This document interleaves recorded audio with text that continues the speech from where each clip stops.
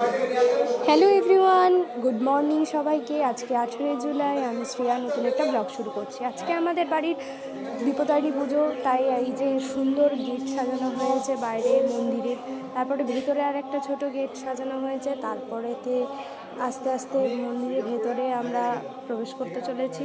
এবং এখানেতে সবাই মিলে জোগাড়জাতি করে, এখানে ফুল রয়েছে অনেক, এই পাশটাতে সবাই জোগাড় করে। আর এই যে ভেতরেতে এখনও সবাই স্নান করে আসেনি, এটা ভোর ভোরের ছবি। আমার জেঠু ঠাকুরকে মালা পরাচ্ছে এবং সাজানো হচ্ছে অলরেডি। এই যে একটা অর্কিডের মালা নেওয়া হয়েছে ঠাকুরের জন্য, ঠাকুরকে পরানো হবে।